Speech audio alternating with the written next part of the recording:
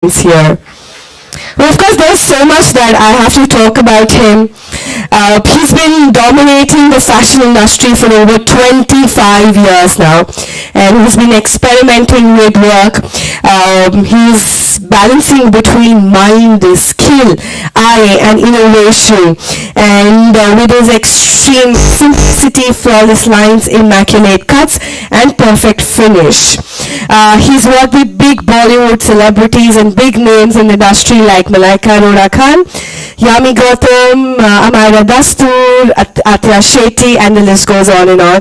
We're so happy and we're so honored to have you, sir, with us. Thank you so much once again. And before we get into and before we dive into the main session, we have a short video that we'd like to share with you. This is a small dedication, and of course, all the students will also have a quick look. Can I have the video, please?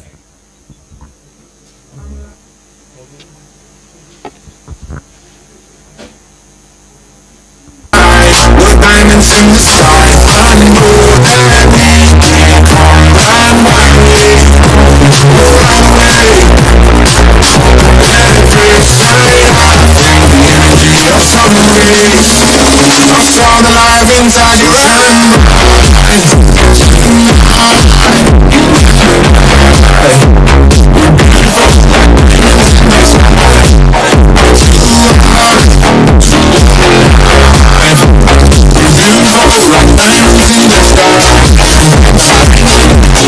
Every garment that I'm putting out there is something that I'm exceptionally proud of. If you have little nuances, touches that people know about me, they have techniques that I've developed in a manner that's going to be very modern and minimalistic.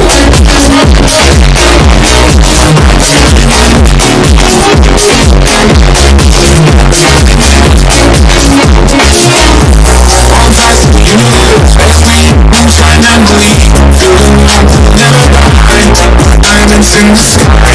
Your truth, I see. It's your ecstasy. When you hold me, I'm alive.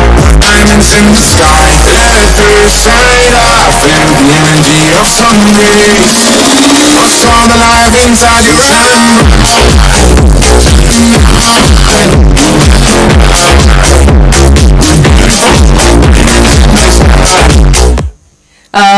Thank you. I hope all of you, and of course, Ashish, so you enjoyed this video. To do the honors, I will request Dr. Ajay Kumar, Executive Director, AAFT, to please escort him to the stage and extend him with a floral welcome. Come on, can we put our hands together?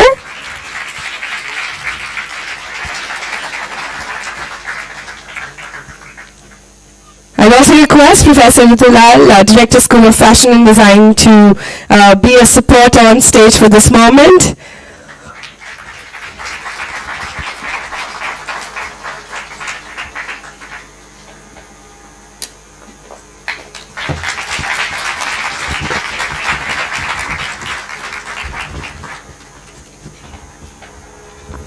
Thank you so much, sir. I am going to call you back on stage, but for now, you can just sit back, enjoy, and relax. So before we dive in, this is your mic, and quickly, the students are very excited to see you on the other side. And I know it always feels so good to get back into the college days and meet so many enthusiastic bunch of students at the same time. So I'm going to start with you, sir. This journey has, of course, been a lot of, has been a mix of so many learning experiences, and of course, you must have had your own challenges. So before we kickstart, quickly, learnings that you'd like to share with our students and set up the context. Firstly, thank you very much for this warm welcome. I'm happy to be here.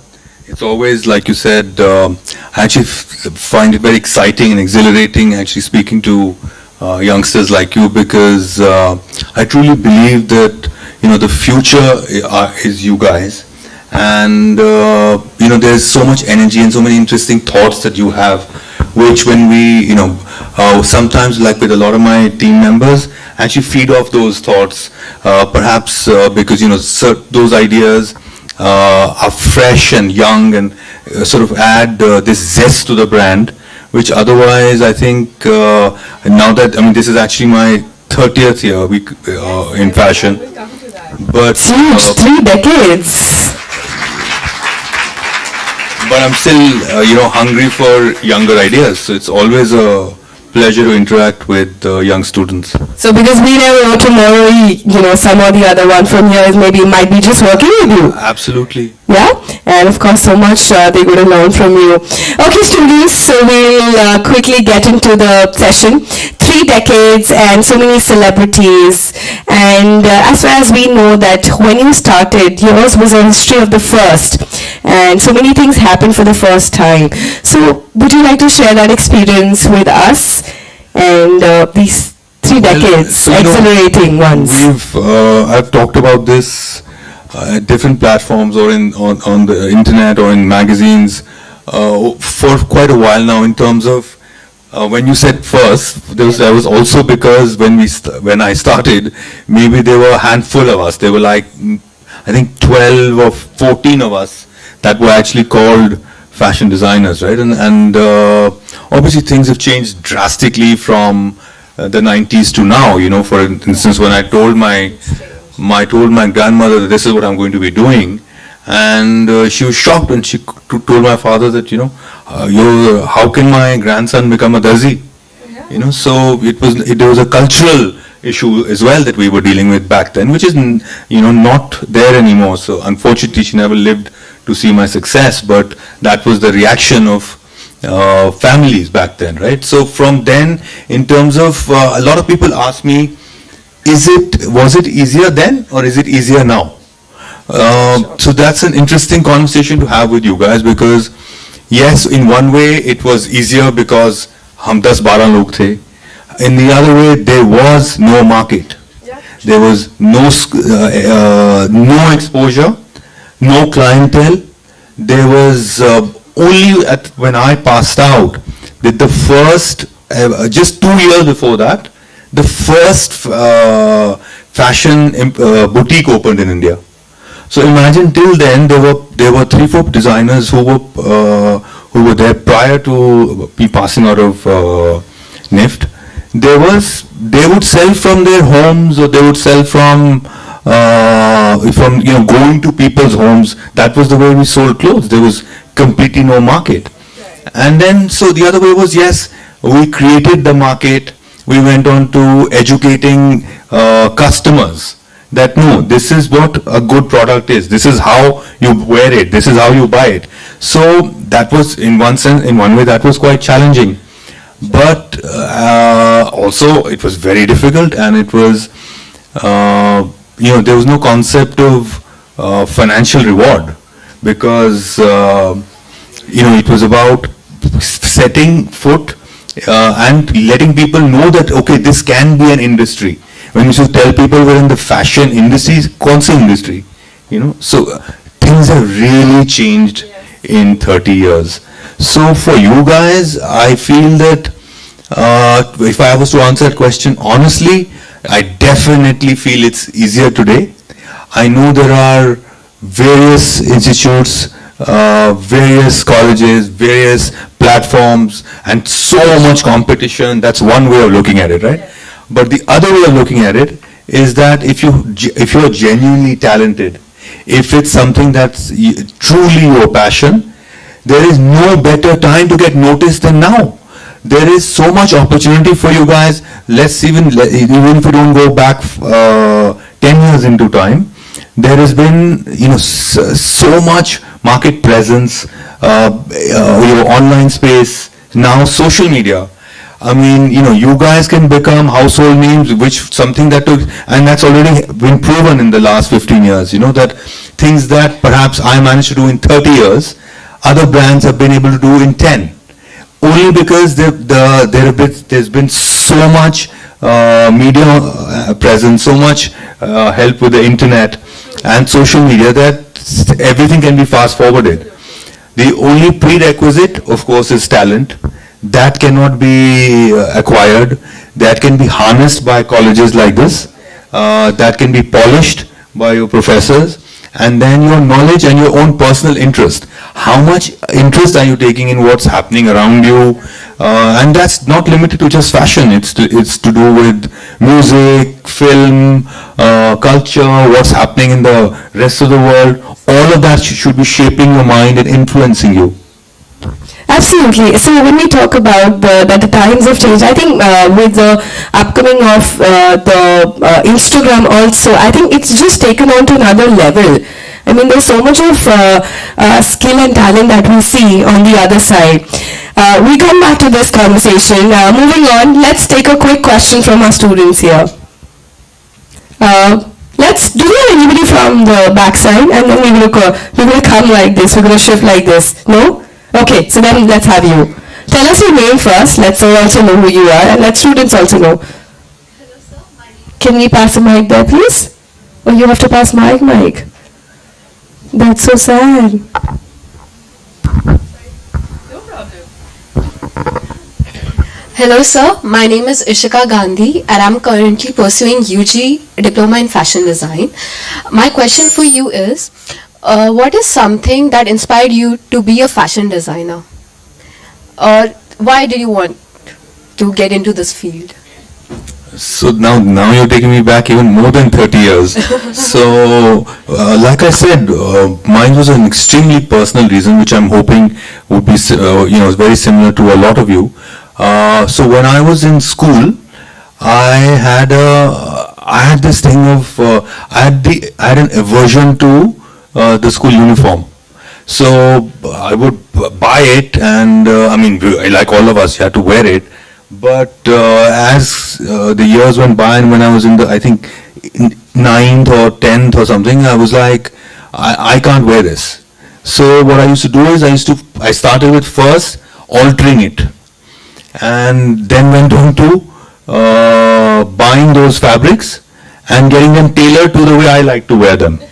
And so, obviously I'd get caught out at school for wearing trousers that was 6-inch short or completely drain pipes, So I should do things like that, and have the blazer where the lapels were 6-inch wide, but it's the same fabric, but I'd be like, no, it's the same uniform. So I wouldn't get caught regularly, but if I did, obviously I'd, bear the circumstances.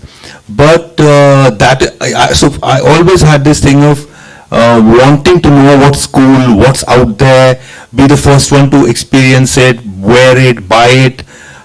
So that was something where actually, without knowing, it was this my love that I had for genuinely stylish people and stylish things, and that's what led me into eventually. In fact, my father noticed that, and when I was finishing school, I had actually no idea what I was going to do. So he asked me that, do you have any thoughts of kya karna chahte ho? And I said, I don't know. We'll figure it out. And at that time, what had happened was my parents used to stay abroad, and in one of those NRI papers, NIFT was actually opening 6 months after that. So he had seen this big ad. So he said, have you thought of fashion design? So I said, wo kya hota hai? So he's like, it's an actual program, and this is what happens, and it's a 2-year program, 3-year program, and this is what one does there. I said, okay, let me look at it. So when I came back to India, and that's when I went, and I thought, actually, you can actually study this, which I was thinking is just something that, I enjoy doing. So that's the history of how I ended up in fashion. Which is a good thing, because your dad supported you. It was yes, that was I thank him for it quite many times, because otherwise I could have been like many other people who at that point of time are directionless. Because there wasn't any opportunity to do something like this back then. Yes, I understand that. Thank you so much. Thank you so much, ma'am. Thank you. I think she also has a question. Yes, let's give it to her. Good afternoon, sir. I'm Dipali from UG Diploma itself.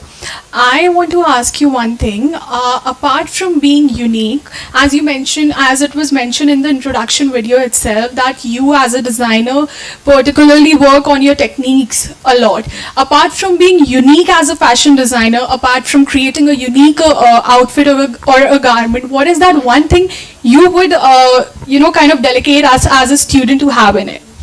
Very good question. So, when I started, I was perhaps so I can give a little bit of history. I didn't grow up in India. So having said that, when you're especially back in the 80s and 70s, when you were not living in India, we were more Indian than a lot of people back home. People, because your parents and your society want to hold on to those values. So in that sense, I had an interesting mix of cultures where I grew up. So in that sense, what was happening is that so when I started and I graduated from design school, I said, where do I go? How do I take this forward? There was nothing in India except in wedding clothes. That also only women's wedding clothes, and nobody was making anything else. Now, for somebody who didn't know or have any experience in that, it was an extremely difficult position for me to be in, where out of 11 or 13 people, everybody was making saris and lehengas. And I didn't, so I could have, first I thought, मुझे भी यही करना चाहिए. And then I realized कि यार, this is not something that's going to come from my heart. I am going to do this because that is the thing being done. So what had happened was, luckily for me, that during my internship, I was Rohit Bal's first assistant, his first intern. So at that point of time, he was also doing only women's clothes, and he was only doing men's clothes, but Indian men's clothes, and he wanted to start doing women's wear. So I got an opportunity to take over his men's business, and that's where I learned a lot from him in terms of men's clothing, construction, fabrics. So once I graduated, I said, this is what I want to do. Menswear comes to me naturally.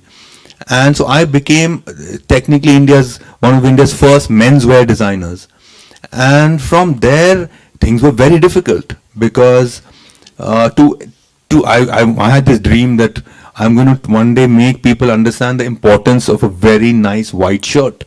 In India in the early 90s, that was like when I used to say that, people used to say कि मतलब वो तो Snow White पे भी मिलती है, no? Why do we need to pay you for a shirt of 500 or 1,000 or whatever we would charge back then? That you can buy that for $50, no? Why would I get it from you?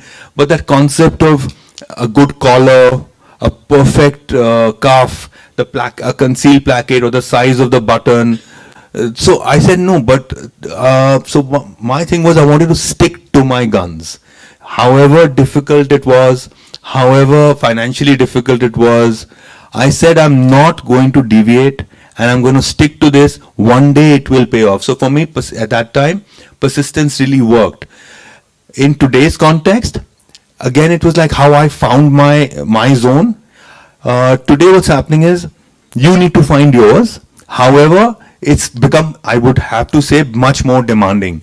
So, but having said that, like I started the conversation, I find that you guys, in that sense, are way more creative, because you have so many options, and the way that you have been brought up culturally over the last 7-8 years, from ranging from school to the exposures you've had, whether it's television, Netflix, media, people around you, movies. So there's a lot that today, when you guys are here, your brains are functioning at a different speed. Your neurotransmitters, I always say, are very highly charged.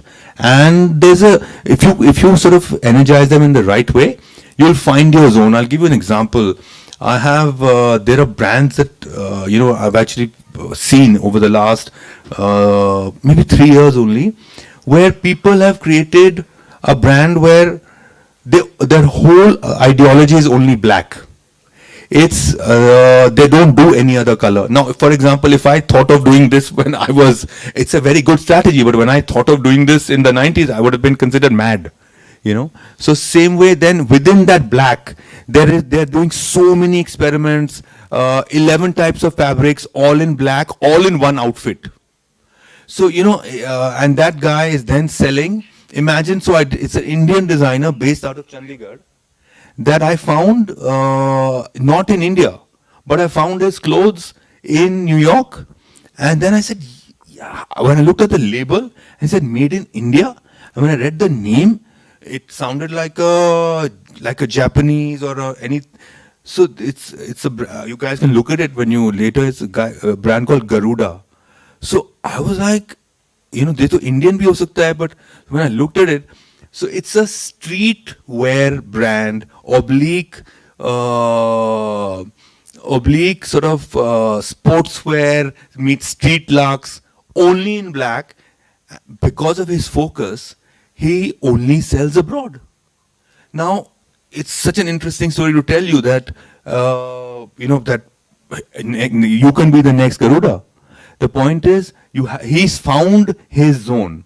So you guys need to really, really go into your mind, see what your strengths are. Today, this way is passion or strength ko merge karo. That's going to be your G spot. And once you find that, there's no looking back for you guys. Thank you so much, sir.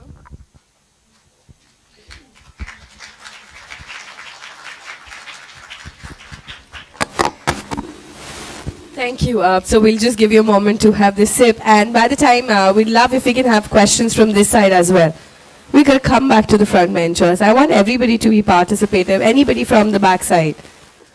Okay, super. Okay, let's have a boy, since sir has a lot of focus upon men designing, and let's have a boy asking the question. Yes. Can you be loud? Yes.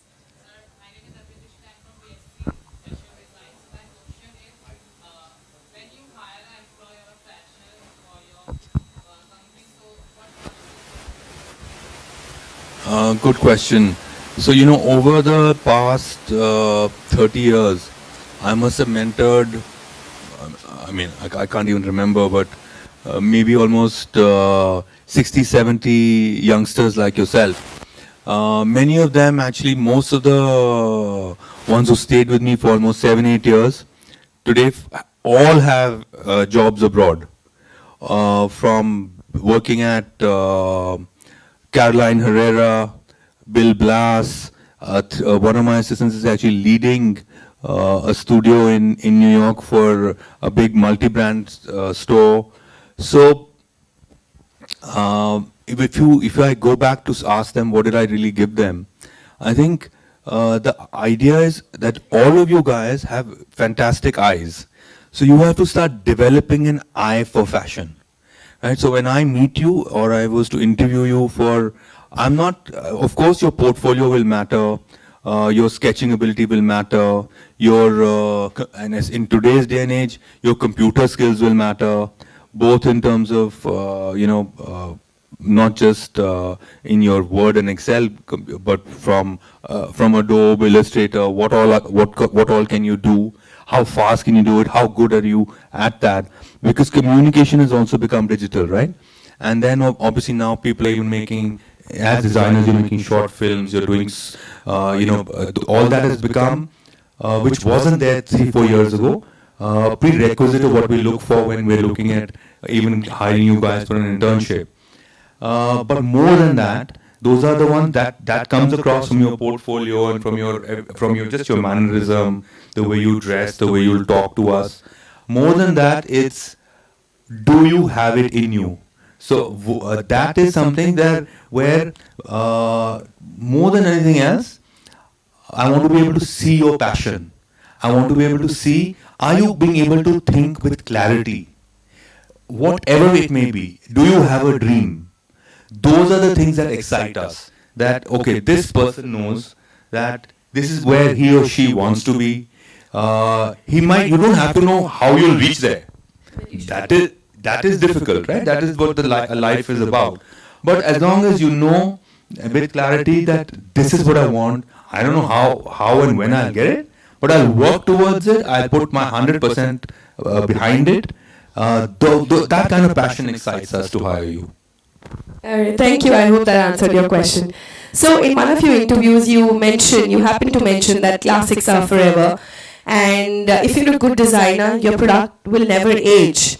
So can you just throw some light here on classics are forever? And also when you started, okay, we'll start with this first and then we're going to move on to the next one. The classics are forever. No, so actually, this is mixed with the one question you haven't asked, which you were going to. So classics are definitely forever, but in more of a personal note, so 92 is when I started, and for the first 10 years, I only made men's clothes, right? No matter how difficult it was. But what had happened in those 10 years was that the newness of the reforms of 1995 had people, suddenly, people had more, so for instance, before 95, even in terms of the super rich, we didn't have easy access to foreign currency. So going abroad, even if you were, some super rich person, it's not like how it's today.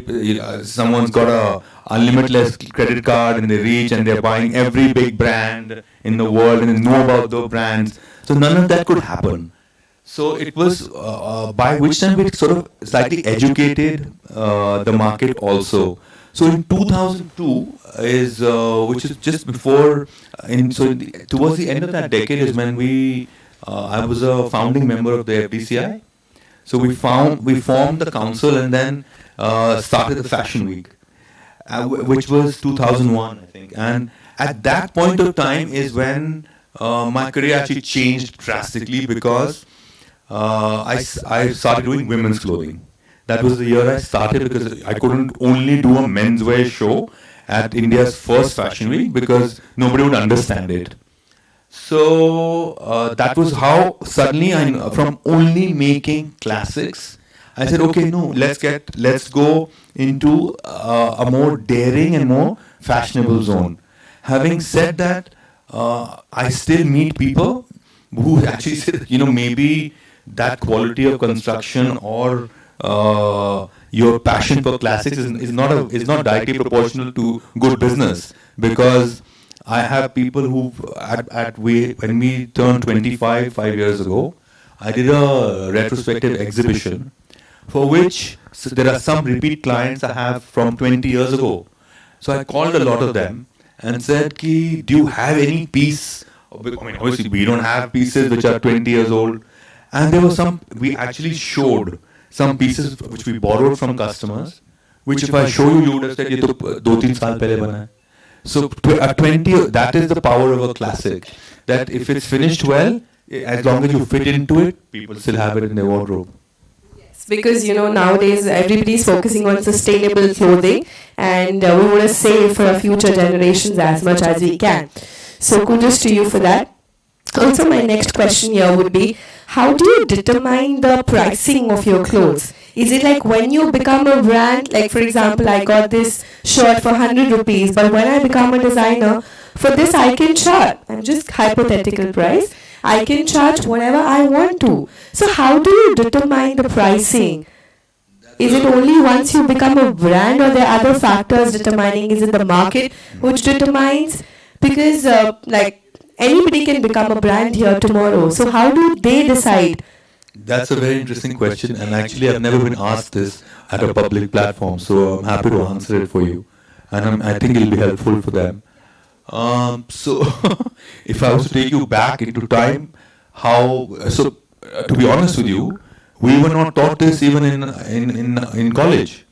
And this is a point that whether you just presume that you're going to be part of an industry, whether you're in a big organization or a small organization, and that you will learn in industry.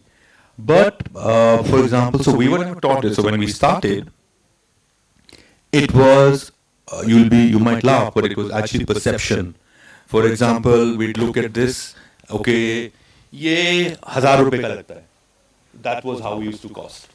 We determine price. So it might sound ludicrous to you, but that's how we used to initially. That okay, how much are the other people selling a product like this? How much is so? For instance, if it was a men's trouser in South Extension, what does it sell for? 300. Okay, I will sell it for 1,000. But of course, as we became more of a serious business and started working in a much larger platform, there are specific scientific ways and techniques with which you cost. So, for example, specifically the garment industry has multiples that range from So at an internal costing level, for instance, if a product is made and it costs 5,000 rupees, a designer normally would mark that up by 2.5. Okay. So, for instance, if you have if you have produced something that has cost you 1,000 rupees, we will sell it for 2,500 plus tax. Then what happens is, if that product is sold to a wholesaler, it's sold for 30% less, and the wholesaler puts another 50% on top of that. Then, if it's sold internationally, it's instead of a 2.5, it's only marked up by 2, and the international store will mark it up after 2 into 3.5. So something that, say for example, I will sell for 1,000 rupees, that I will sell to them for 2,000, they will sell in 2,000 into 3.5. And then now, so to confuse you more, now there's the other element that's come into India is the online system, right? Now that has, depending on platform, which is why when you see that many of the large platforms, I don't want to take specific names, are perpetually on sale. The reason they are that even for when they write 1,000 rupee t-shirt, 70% discount, and it's down to 300, they're still making 150 rupees on it. You know, so you are thinking you're getting this fantastic deal ki 1,000 ki cheez 300 mein mil gayi, but the reality is it costs 150. They marked it up to 1,000 to entice you to buy it. So to answer your question, that in itself, what I'm trying to say is a full science by itself. I'm sure. It's just basically playing with the customer's mind. That, you know, you get food, but then you don't know that you're getting food. No, so that's one way. The other way is, so it actually goes back to my original formula. It's, ye jitna bhi formulas laga lo, it's basically what are you willing to pay? Right? So all these formulas, when the mathematicians and the big merchandisers use them, the idea comes from you only, no? That, okay, you guys are willing to pay 2 lakh rupees for Louis Vuitton bag. Why is it not 20 lakhs? Because nobody will pay, no? At 2 lakhs, they have lines standing outside their stores. So there's a whole science behind it, which comes from what are you guys willing to pay? Correct. Okay. On this one, let's take a question from the students. We're going to come back to you. Yes, we didn't ask you before. Please stand up.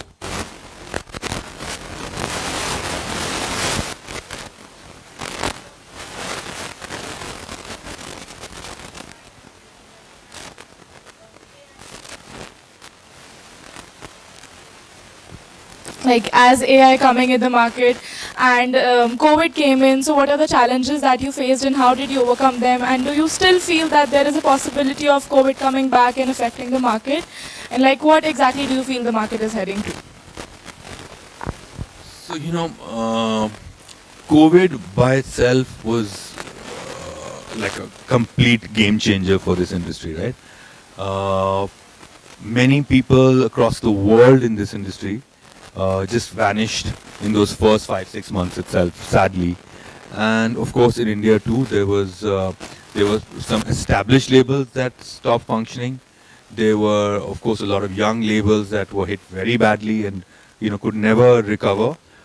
So many jobs were lost, and so yes, it's you know, I just thank God that we are still around and I'm still here talking to you, and you know, still have a flourishing business. But those 2 years were very, very difficult. Having said that, they taught us a lot.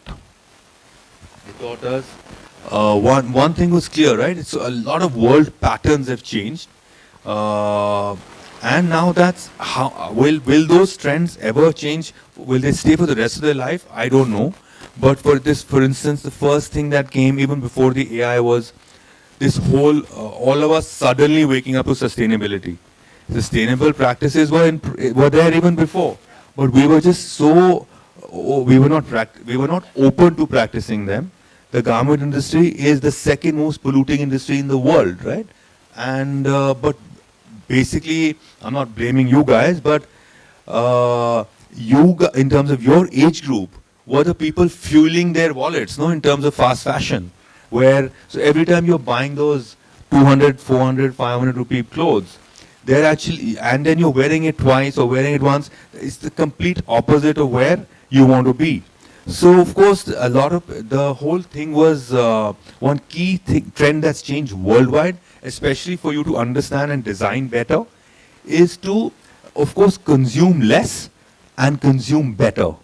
So you know, it's a lot of people have said that, you know, I'd rather now buy that one black T-shirt, which is maybe 2,000 rupees, but it fits so well, I don't want to throw it away for 2 years, rather than those pack of three which for you wear for 3 months, then chuck it away, because those are just going into landfills.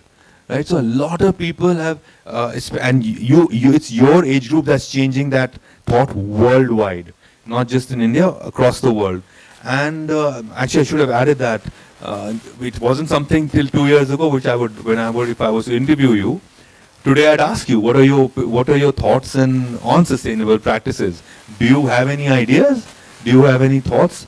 Because till 3 years ago, ask you, even I wasn't even asking myself. So that has changed.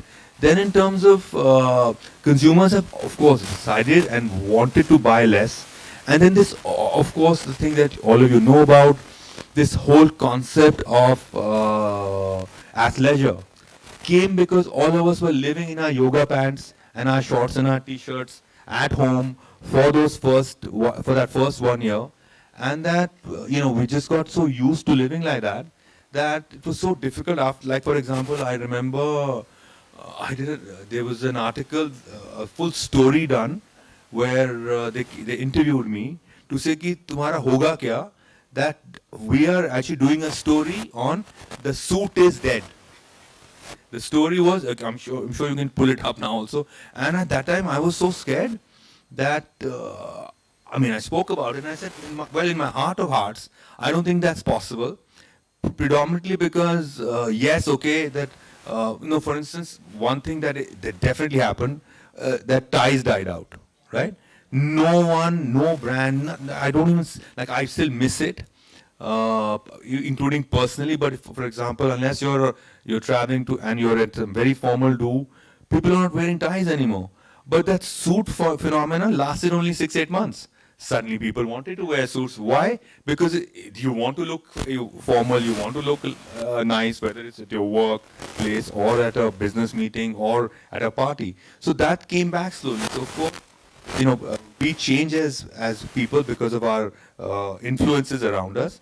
But to say that with COVID, if God forbid there's another epidemic or of a similar nature, I think today we're all more used to how to cope with it. Especially, we learn how to study online, teach online, live online. So I think a lot of that deterred us from buying more. But that whole world is seeing that revenge shopping, revenge buying. Now this season specifically, because even last year there were no big weddings. The big Indian wedding is back, and therefore so are our businesses. And then your last point, yes, that is. So I'm happy, I'm excited and scared, both at the same time about that, because in fact I'm part of something that I'm curating for Blenders Pride Fashion Tour, and we had an option where we had this German company that contacted me to say that we have this unbelievable AI product, and can we launch it at the tour with you and the designers? It'll be very exciting. So I was like, I was very excited. Can you please tell me what this is? And he says, so because you're working on sustainability and you're working on this, you have to, even as a non-design person, you have to give us a 300-word command. It should be navy blue, should be cotton, should have a little bit of denim, it should be this, that, farana, dimkana. And thus our AI will generate a sketch. Post the sketch, it'll actually generate that garment in 3D on the screen. So how exciting will it be? So I thought for a minute and said, yeah, it's super exciting, but maybe for my mother, But what about for me? What you're telling me is you will put me out of business. This is what I do. This is what you guys are here to study. So, what sort of impact AI will have on me, you, and the whole industry? I'm a little bit scared about. Thank you so much, sir. So also I wanted to ask that you said that your parents were supportive of your decision and they guided you through it. So do you think that it was absolutely in your favor and that's why you've reached heights and you're here? And also advice that you would like to pass on if you want to start our own label. So of course, family support is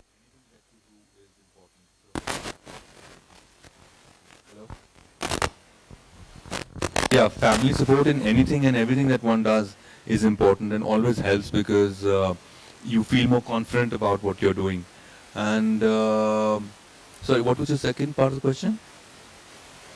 Any advice Yes. that you would like to pass on? So, in terms of what's happening today, like I said, right?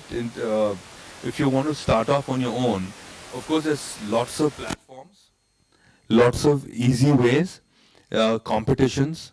For instance, there's one that, for example, last year I'll give you an example. Last year, we set up a talent hunt where, and then of course, LACME has one, FDCI has one. Now, none of these platforms existed when I was your age, right?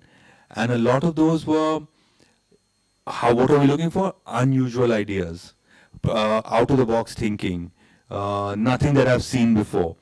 And that's the challenge you guys have, that there is too much around you. So my biggest advice to you, if I have to launch a label, what do I do? How do you learn to do less? The biggest mastery you can do, unfortunately, is which not taught in a school, is how to edit. Edit your own ideas, edit a collection, edit your thoughts. When you do that, it's like editing a film. The tighter the edit, the more we enjoy it and we say, what an amazing scene, or, So I'm giving it to you in terms of cinema because it's easier to describe. Therefore, if you have, say, 10 good ideas, put them on the table and genuinely see which are the best 3 and throw the other 7. Once you develop that power, you'll actually, by the end of it, you'll start making only the best 3. So, this thing of coming down to the best is something that you'll have to develop and work on by yourself. Thank you so much, sir.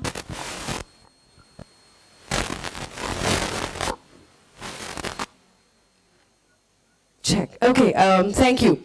With this, we are also talking about our own labels. And do you think, Ashish, is it like a free entry and exit industry wherein you have given this industry 30 years and I might just come tomorrow, she might just come tomorrow, she might just come tomorrow, and is it going to deviate or is it going to bifurcate the audiences for you? If I used to come to you before, I might switch to her. So is it like a free entry? आप कभी भी आ जाओ और कभी भी चले जाओ. Is it something like this? So it never used to be like that, but because there are so many young people interested in fashion and so many people so one advice I forgot to give you was, I would always recommend that you work with a company, work with a brand, work with a designer, export house, whatever you can, because whatever you learn in an institution is what, when you go into the industry, it gets polished. It's like I treat you guys like uncut diamonds. So when you're still shining, you could have great carat weight and all that, but once you get into the industry, that's where your cutting happens. That's where you actually learn things which are not unfortunately taught at an educational institute. So once you get into the industry, my first recommendation would be definitely spend a year or 2 learning the game. Those days are gone, like for example with me, where I could commit many mistakes and get away with it, right? Because koi notice karne wala nahi tha mistakes, right? Forget mistakes. I think we might have even done blunders, both in terms of bad shows, or bad garment making, whatever. But there was for example, we would teach the press क्या लिखना है हम? So I would share an interesting anecdote with you. When we used to do shows in the 90s, I only used to write my own press kit and write it in a manner कि because आप journalist हो, आप TOI या Hindustan Times या जहाँ पे भी काम करते हो, you don't know how to review my clothes. So I will only write it and give it to you. You will see the show, you will have 3 drinks, next day you'll print exactly what I gave you. Because there was no, you didn't know how to critique. Today you have, it's a very different world for you guys. There's Vogue, there's GQ, there's, Harper's, Cosmo, Grazia, Femina. I mean, there are pro people like you out there, right? Not to mention influencers who seem to know more than we do. But, so you guys have no time for a mistake. You cannot, only your best foot can be put forward. So you're stepping into an industry, spending time in a company will definitely give you a lot before you launch your own label. And then coming to the label, like I said in various different ways, you'll have to find that your passion. Where does it lie? And what is it that's unique? What can you do that I haven't seen before? Yes, okay. So also another thing that we got from the students was there's so many people present out here. And there's so many industries and avenues when we also talk about fashion and designing. Somebody would be interested in textile designing, somebody would be interested in fashion designing. And here only we have so many students present here, they might have their different calling. So is it these upcoming 2 or 3 years which is going to decide that, or how do you determine कि आपको ये वाला उसमें step in करना है, you have to step into this B category or C category? How do you do that? Again, interesting thing to talk about. I can even take you back to my own batch, and then to even something as current as 3-4 years ago. So every fashion design batch at any institute across the world, anywhere, will always have people who are super creative, who are super talented, but is actual fashion design their cup of tea? That course those 3 years tell you that. So for instance, I have friends of mine who never studied graphics, but after studying 3 years of fashion, after 25 years are extremely successful graphic designers. I have friends from the batch who are extremely, for example, one of my seniors who studied fashion, he worked in a company here for 3 years, and thereafter went into only leather accessories, and then ended up working for 10 years at Hermes, and now heads one of very, very big brands in Paris. But he's never made a garment in his life. And he was exceptionally good at draping, at cutting, very, very talented. But so the next 3 years you'll find that thing. That suddenly you'll find for example, this is what I like. For instance, one major, at that time when we were passing out, it didn't exist. Today there's after studying fashion design, there's a straight avenue into fashion styling. A lot of people are extremely good stylists, but they're not. So that it's actually, I call it, it's very related, right? It's not, and but there wasn't so much acceptance for that till about 10 years ago. Then we have to thank Bollywood for that, because so prior to the birth of the stylist, we were, like for example, I would work with many of the stars, but all directly, or people that became friends, or then came the stylist, and the whole game changed, right? Suddenly there was a new person that the star could hire.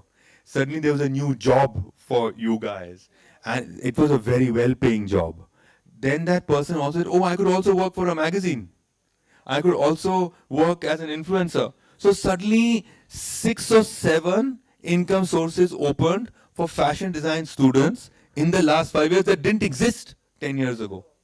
So maybe one of those things is your strength, and perhaps you say you're actually a people's person, and then that's one of the big things a stylist needs. He or she needs to be able to interact with the star, make him feel comfortable, and for example, genuinely, like you're seeing with some of the stylists today, that the star's fashion sense is actually being dictated by them. So it's actually the way they are sourcing, they are putting it together. That's great for the star's image.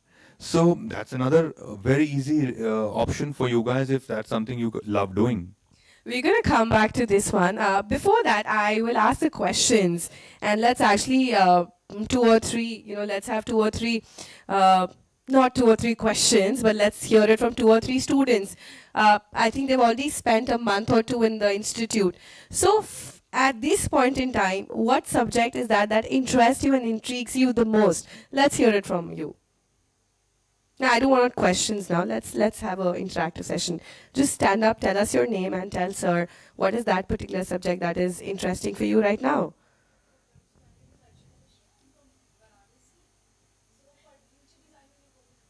Nature designing, that's furniture.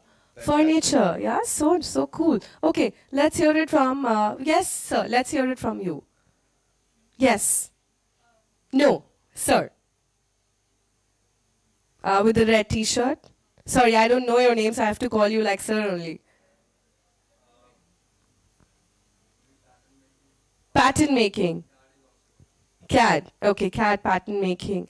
So many of students, they have, not everybody will want to go into fashion designing.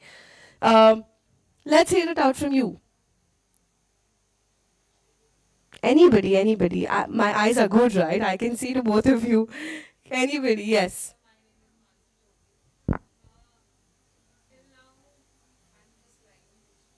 Digital, okay.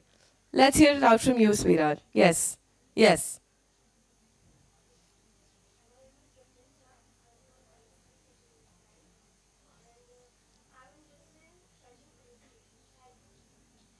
Okay, I thought you were going to say मैं तो अपनी favorite हूँ, उसके बाद मुझे नहीं पता मुझे क्या करना है. Okay, one last, yes. Illustration, okay. Super. Now next come to the question, and somebody who has not asked a question before. Yes, let's hear it out from you. Please be loud, yeah, please don't take my mic away from me now.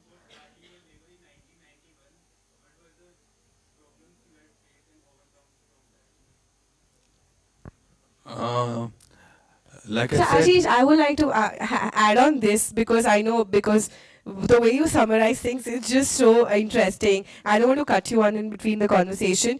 और ऐसी कुछ चीजें जो शायद आपको उस time पे पता होती, आपने 30 सालों में सीखी, जो शायद इनको हेल्प कर सके.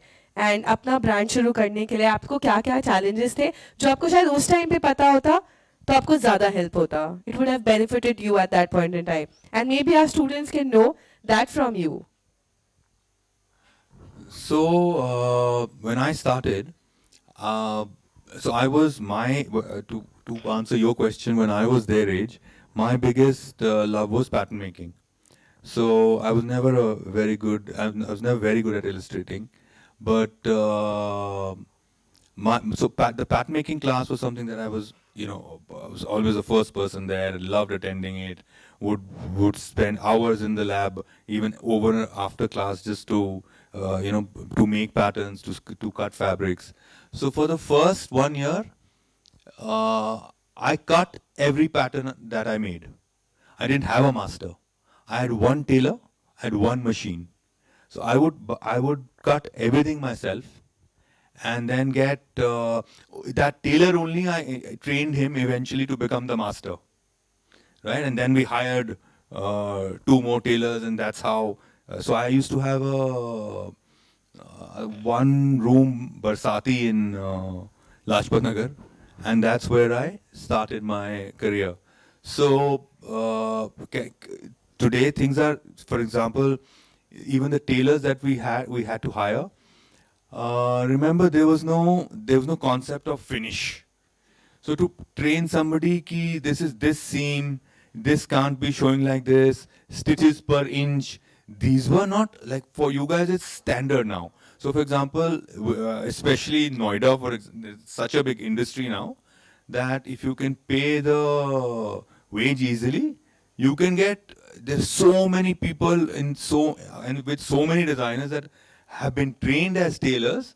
In fact, when they come to you, they will teach you a little bit after you pass out, because they've learned so much within so many years at different factories, right? So a lot of those challenges you will never face, right? For instance, simple thing like that time to get a Juki machine was like buying a Mercedes Benz. It was like such a difficult thing to be able to buy a foreign machine. So obviously uski quality alag hoti hai, the stitches per inch. So forget being able to afford it or not. Even if you could afford it, buying one was it in itself like you needed an export license. It was just crazy. So you had to have just those simple Indian foot machines, right? Which is what, and then put those electronic motors on them. And then of course, so from there things today those are the least of your problems. Like for instance, there are now within the Indian, the Delhi, clusters where there's a lot of fashion manufacturing happening. You don't even, for instance, if you were to launch your own label, you don't have to set up a Barsati like I did.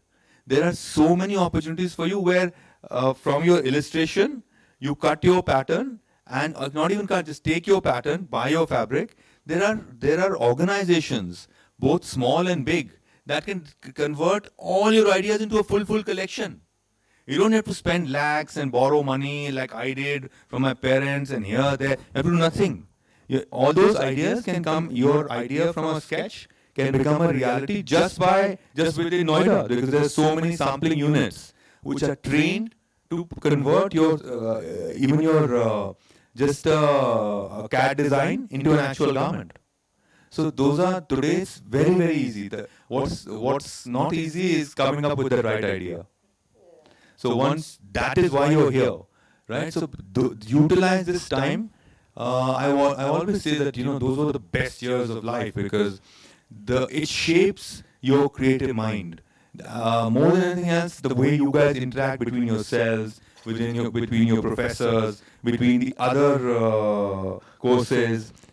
Could be, we were discussing that upstairs, whether it's cinema. People what the others are learning, their approach to that.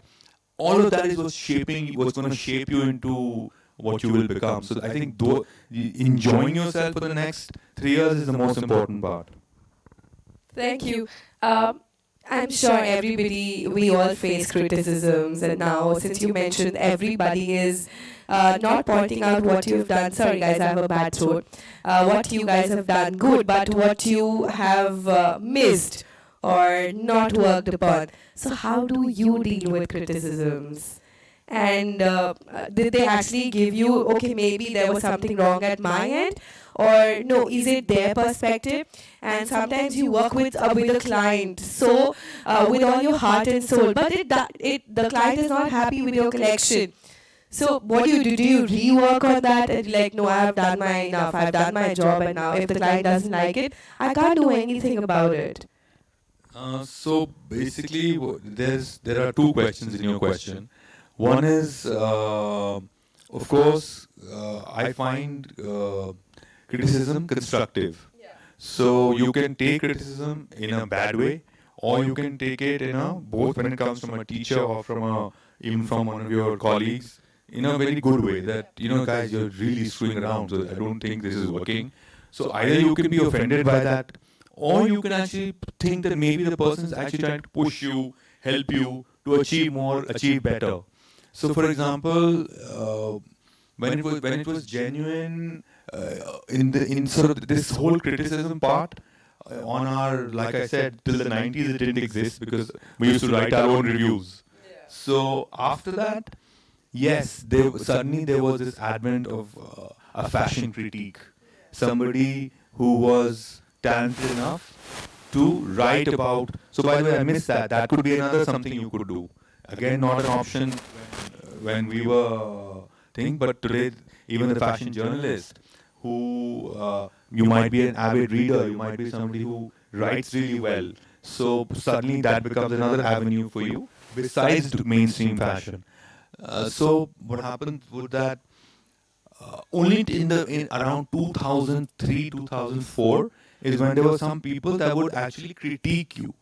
So it also went. That's when the whole concept of PR agencies, PR agents came into India, who would then control that, who would control who would say what or try and influence people to write good or bad about you, right?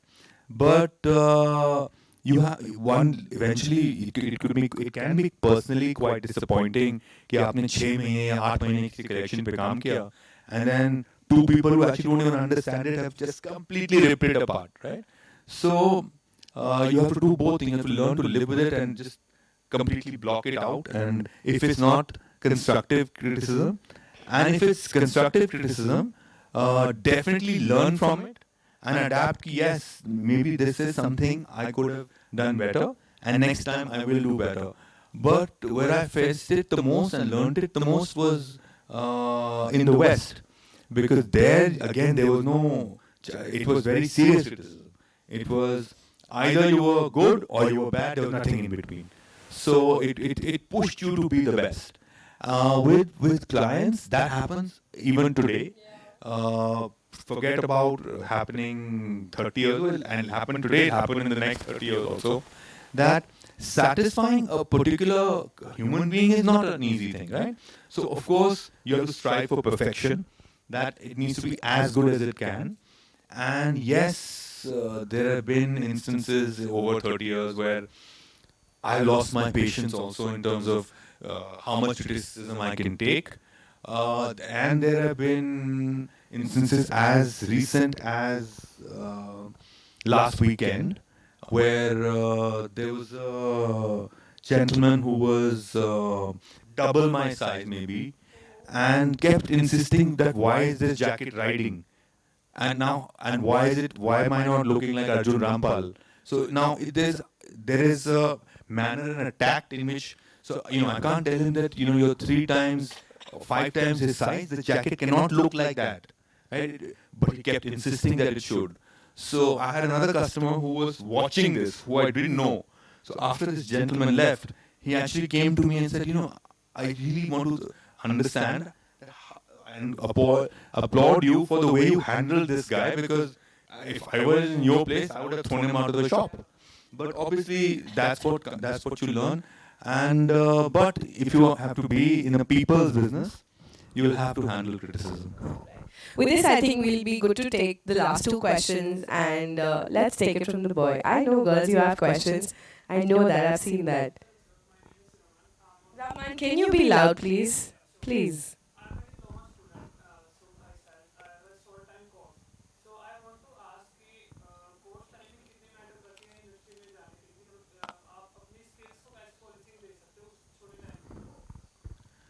Raman, there's so for example, that when we were in college, there was no degree program in fashion. The degree program started much later. So for the first almost up to 90, I think 95 or 96, and so many of your designers that you know today are all diploma holders, including myself. So it's not about how you use the 2 years, the 3 years, or 4 years. It's what you do in those 2 years that matters, right? So you can use those 2 years extremely well and learn everything that you need to, and then the rest of it, life will teach you when you go out. Or you can actually think of it like, nahin, ye to time pass hai, 2 saal hai, cut jayenge, and then I'll see what has to happen. So whether it's 2 or 3 years, that's not what's going to make the difference. What's going to make the difference is how have you changed in those 2 or 3 years. Yes, but so absolutely. But are you asking if is that one of the key factors that one looks at when you're out of the educational institute? No, we're looking at your talent. We're looking at what has happened in 2 years or 3 years. Maybe sometimes in 4 years also it doesn't happen, right? So then I will not give you a job. But it maybe in 2 years you've learned what others haven't in four. So it's completely about how, like I said, what you have done in those 2 years. How have you utilized your time? आपने क्या सीखा उन 2 सालों में? Okay, since we don't have any other questions, we'll take it from you. I know. Okay, just ask a question.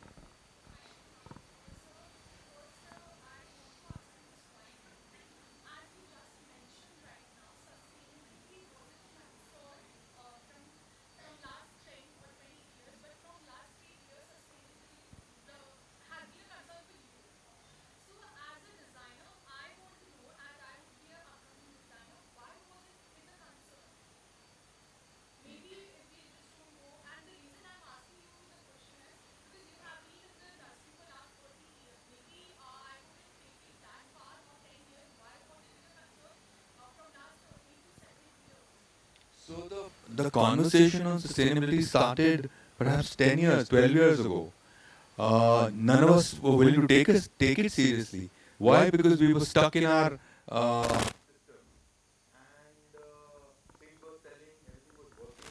why change? COVID again taught us that we need to change.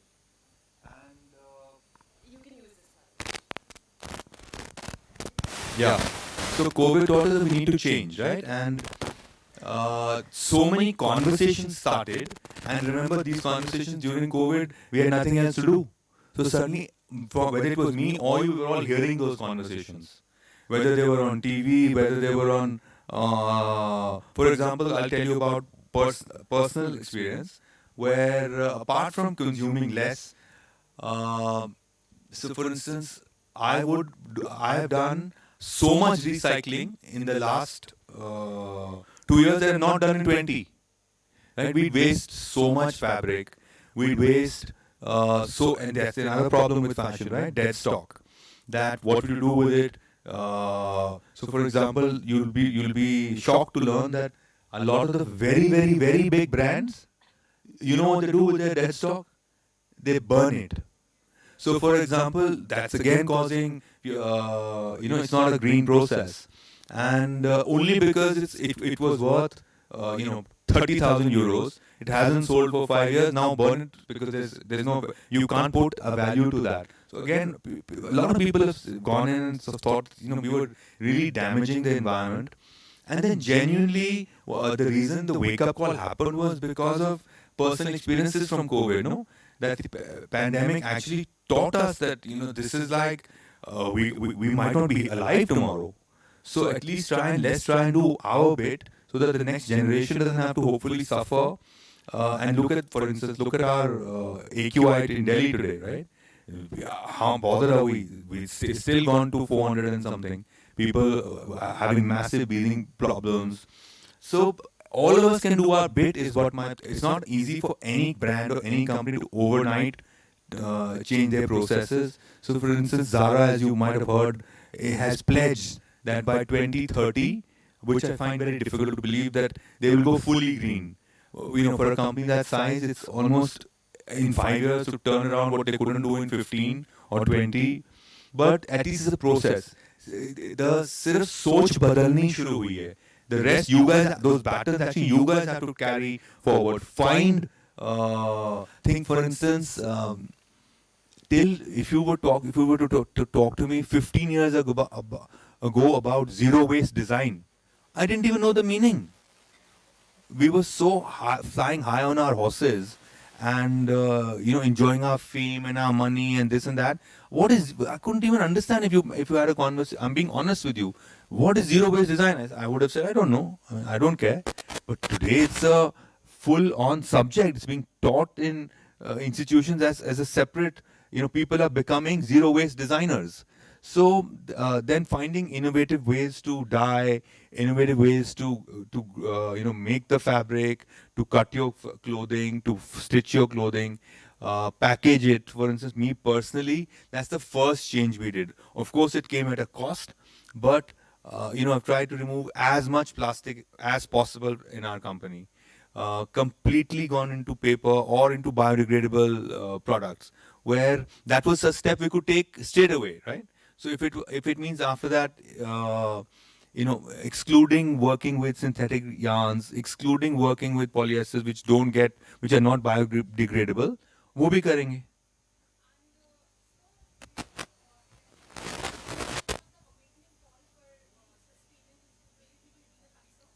It was definitely the accelerator that pushed not just me, but the whole world to suddenly think that we are really, really causing damage, and what it taught us was, see, those first 10 months across the world taught us that we can live with less, no. None of us were in malls or shopping. Okay, after 7-8 months are online open, but what were you buying? T-shirts and shorts and yoga pants, right? So even it taught us that we don't have to every Saturday. Doesn't mean you have to go buy a pair of shoes. Go into H&M and buy 3 tops. So that whole consuming less awareness came only because we were locked in. We had no other option. So with this, okay, it's cool. We'll just take last question from you. Yeah, please. Oh my God. Okay, let's give a fair chance to others as well. Anybody.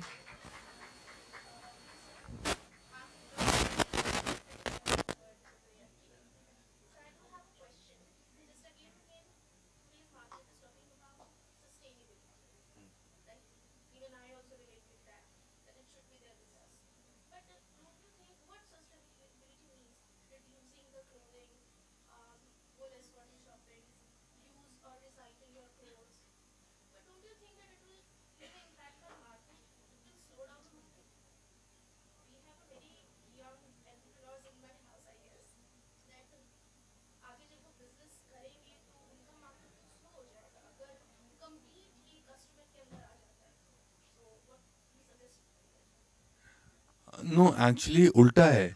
That today, for example, obviously, maybe not everyone who's my age forget from the fashion industry anywhere, is perhaps not so conscious about when he or she goes out to buy this product. Has it been, like, for example, so many brands are carrying this product has been made with using sustainable practices. This fabric is khadi. This fabric is grown organically. No fertilizers were used. So a lot of that across the world is being noticed actually by people your age. The change has come from you, not really from 50, 60, 70-year-olds, right? So for example, within COVID, so many sustainable brands were launched, that not just in India, not only across the world, including in India. The fact that today at Fashion Week, we have a sustainability day. We have a full day dedicated to sustainability and ideas. So now imagine if you're a young person who's just passed out, आपके पास एक unique idea है, you send it into FDCI, and if we actually find it interesting, you will get an opportunity to show next to all your legends who you think are your heroes. That couldn't happen before, right? So there are very, very interesting ways. For example, there are labels who have launched themselves as zero waste designers, right? So if you buy zero waste, I mean, you have 1.5 meters of fabric, उसी में आपका pattern कटा है, उसी में bag कटा है, उसी में लेबल बना है, everything is used, every corner of that 1.5 meters is used. So that's very intelligent design. I call it very intelligent design. So as long as you can find that a very interesting route, plus it generates employment. For instance, if instead of plastic, your packaging is made out of your waste fabric, you're employing so many different people to actually make those bags, right? For instance, I personally during COVID, we had between our family, we had 3 drivers and and the kids all studying at home and nothing to do. I read all newspapers, but during those times I wasn't reading the paper. But I didn't stop getting it because that same 500 rupee would have been a loss to the paper wala. So papers kept coming, and there were huge piles of newspapers lying outside my house. So one day I thought, कि इसका क्या किया जाए? And so I called one of my drivers and said, listen, all your kids, everybody's at home. I want you to. We had these old packaging, which was unmade boxes. Almost like how you have those cake boxes. So we bought those paper boxes. I sent all the newspapers with those boxes to all my 3 drivers and their children, and told them to tear those pieces of newspaper, mix whatever they wanted, paste them onto those boxes, and make them into hard boxes. And I paid them 100 rupees for each box. So a child that's sitting at home suddenly was earning 300 rupees, where, because I employ maybe 150 people. We had started paying 50% salaries. We couldn't afford it. How does one pay those salaries? You were paying them out of your own pocket, out of your savings, but everybody was not taking enough money home. So I thought, here's a way, and suddenly I had 300 or 400 boxes, all of which I used to actually sell the product when things opened. So I'm just giving you a small idea. I could never think of that idea personally 2 years ago. So each person can have their own idea, and in some way, somebody or the other, in this case it was my driver's children, but somebody or the other will benefit. And eventually the planet will benefit, because those boxes are paper. Whoever bought it, whether I sold a shirt in it, it's got destroyed, or somebody's using it as the box, or it's degraded into the soil again.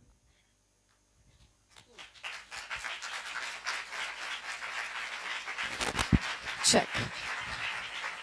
We had somebody from that side. Yes, that's going to be the last question.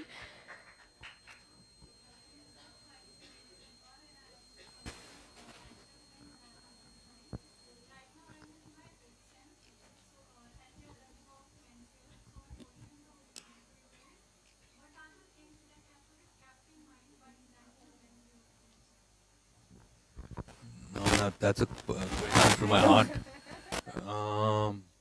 So what's it called? I've never really been asked this at a platform in front of students, but I get it asked this question so many times when I have interns and people learning in a studio, so in a studio environment. So one of when I was quite young, in the industry, and I thought that I used to ask myself this question, right? That it's not something I was born with. So for me, I think the first learning as far as menswear goes was focusing on the 3 F's. So fabric.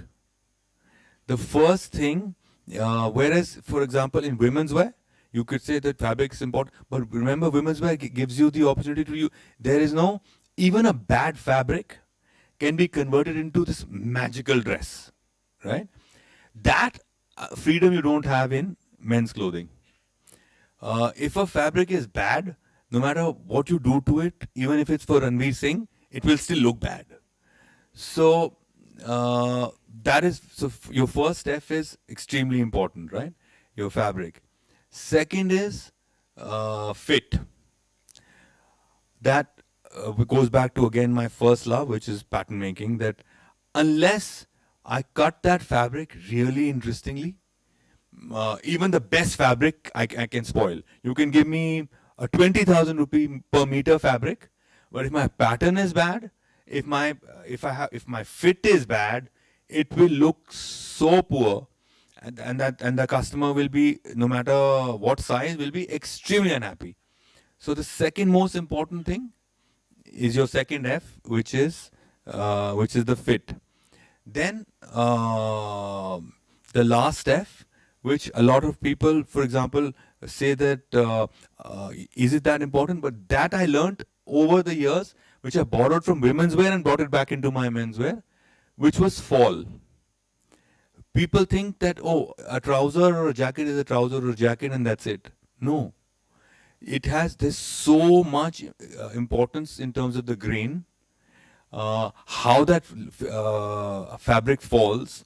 So when you're choosing the fabric, not only in terms of its quality, a lot of the fall elements can be seen at the time you touch that fabric.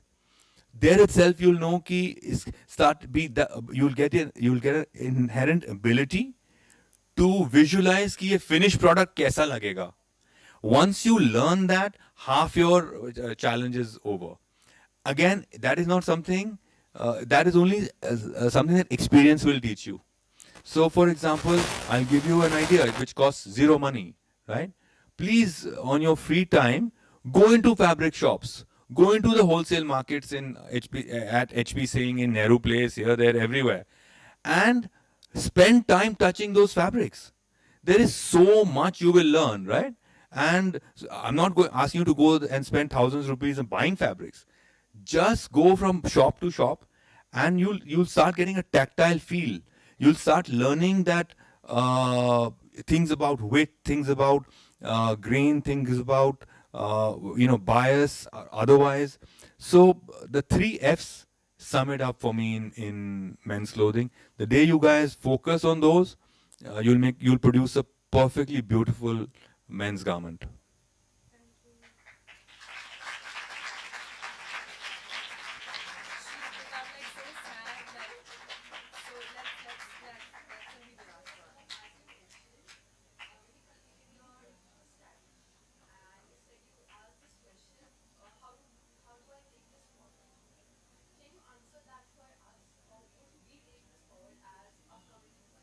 I haven't been able to answer it so far.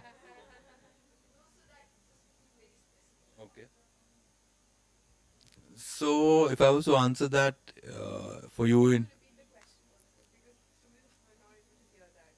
So, she's asking that what I did 30 years ago, if you were to do today, how would you do it? What would I suggest that the ways that you do that are there for you to launch yourselves as young fashion designers, entrepreneurs?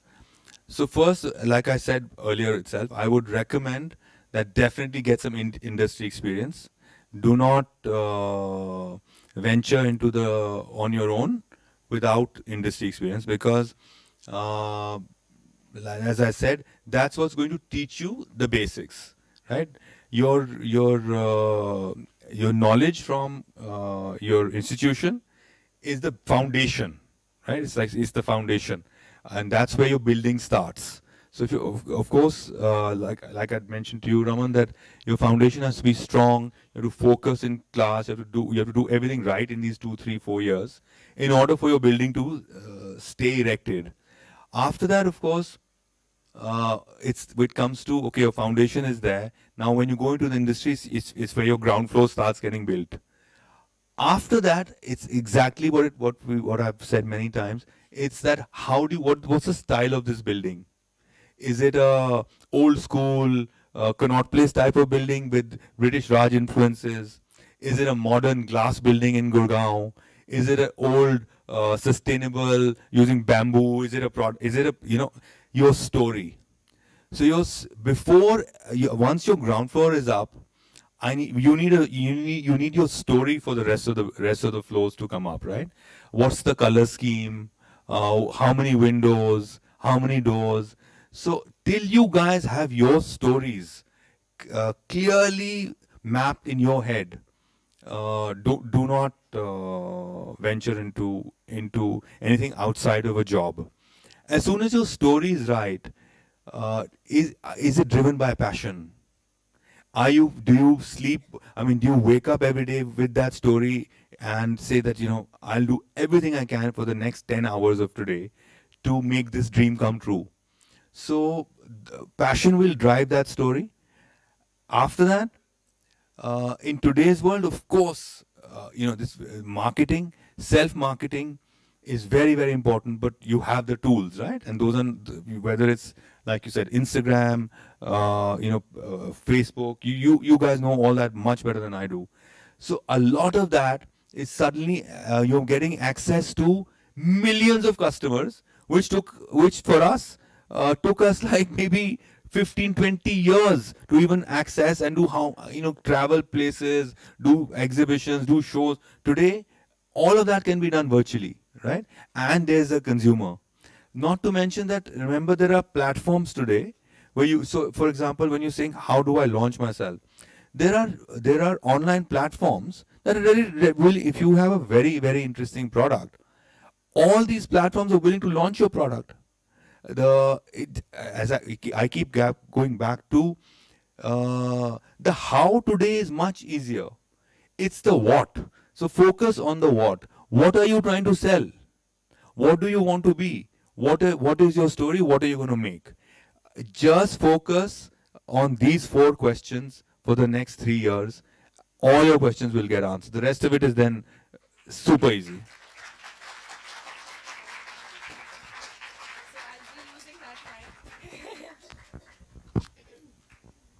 Thank you so much. Unfortunately, my mic stopped, but nevertheless, the story must go on.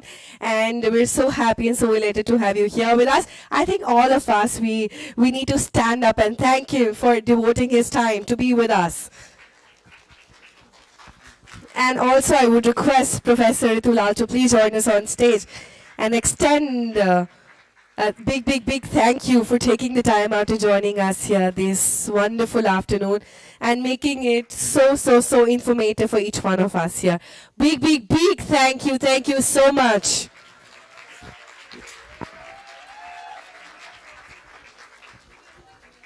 Thank you so. Yes, we saw it because when you enjoy something, it completely shows on your face, and the way you were actually taking every question and answering with so much information, so much depth, and so much love, I would say, that was amazing. Thank you.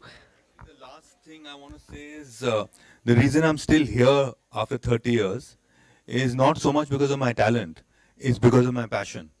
So the same thing that I started in school with that shortening of my trouser, I still feel the same way. That's what I'm trying to tell you guys. Find that in you and the rest will just happen for you. Check. Thank you so much. Big thank you. Unfortunately, we request you to please join us for a picture in front of the chairs and tables. And of course with the students as well, right? Let's have the students with all the picture with a, yes, like sir can stand here.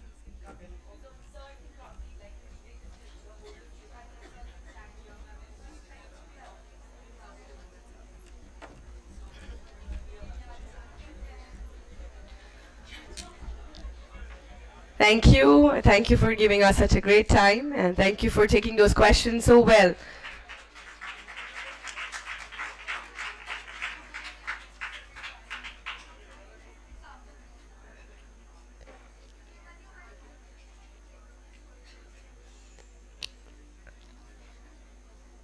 And one we can take like both of you can stand on this side of the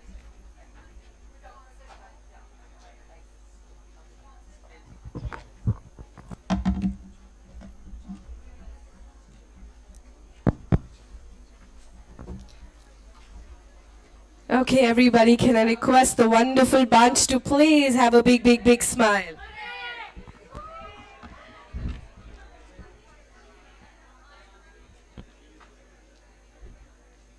We never know that definitely some of the students might be just working with you in the days and months to come.